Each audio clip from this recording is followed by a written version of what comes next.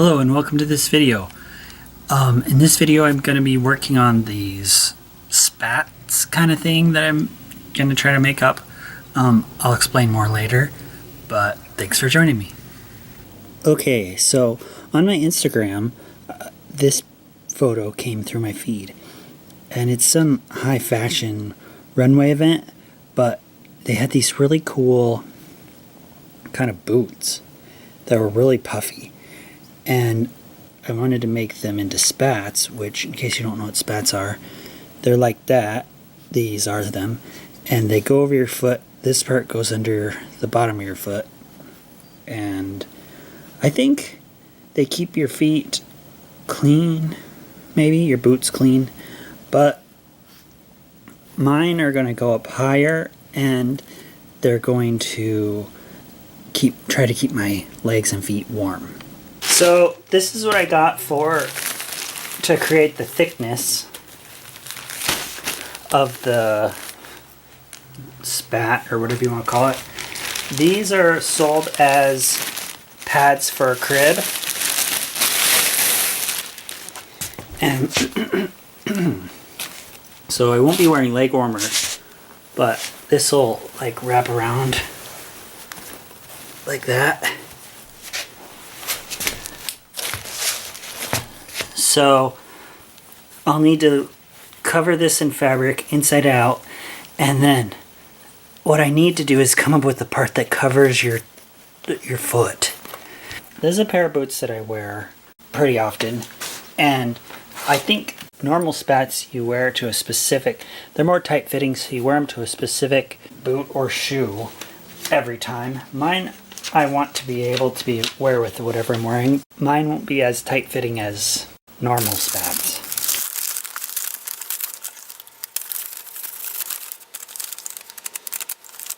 Well, it's kind of hard to get this part of the pattern to fit well to the curve of this boot, but I don't really care that much. It's going to be bulky anyway, so I'm not going to worry too much about getting it to fit precisely to this curve.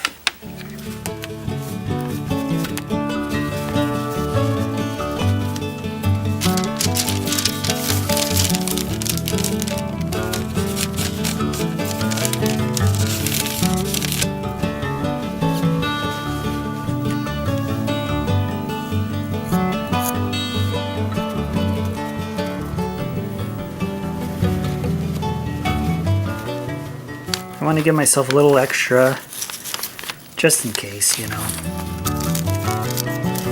This won't be the actual piece, it's just, since it's scrap, I'm just using it to try to figure out the shape. My pattern was way off.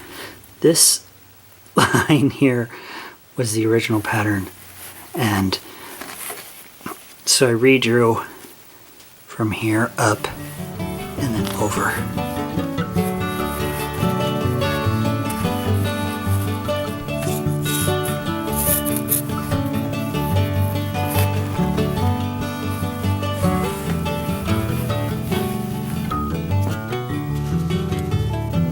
Now I'm going to sew this together.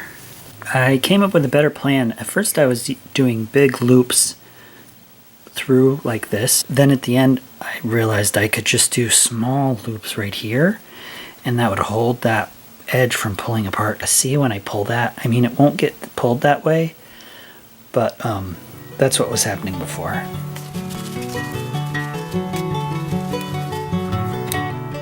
Well, here is the beginning sewing. I sewed this, and then the inside.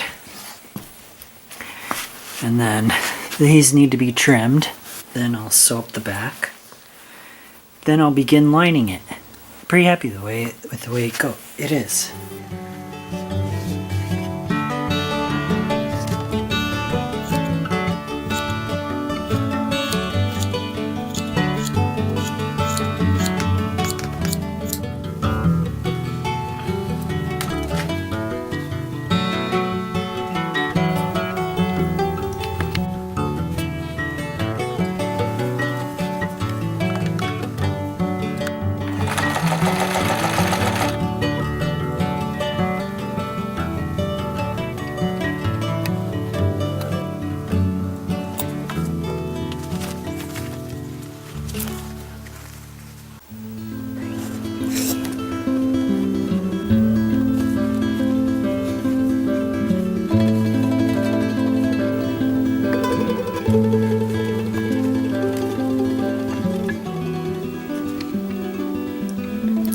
So I got kind of excited about actually going to what I thought was the next step and sewing this shut into a tube from this. And I realized that I probably should have sewed the lining to this part first inside before I closed it up, and I think that would have been a lot easier. So I'll probably have to end up I will have to end up like kind of sewing on the inside here, and what I'll do is I'll sew the lining to this so that it's not just flopping free inside there, but that it'll follow the shape on the inside. So I'll go to this piece here, and next I'm going to go to this piece here and sew in probably this part first, and work my way around just putting some lines here and there. You may have noticed there's a little extra piece here. I went to try it on, just bending it around like this, and I felt like it needed like just a little bit extra, so I sewed on an extra piece.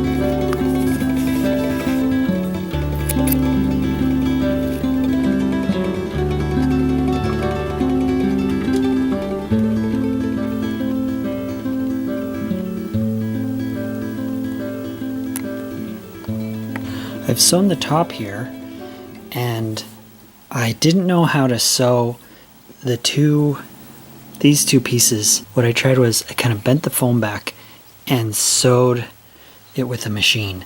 I mean, it seemed to work. This is what it looks like on the inside.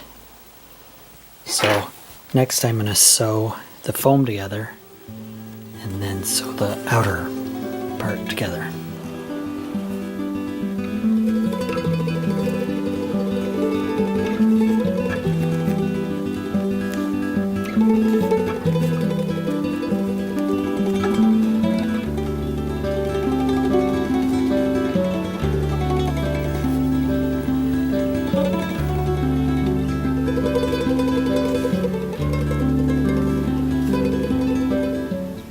Well, thanks for watching. I hope you enjoyed, and please consider checking out some of my other videos. Bye!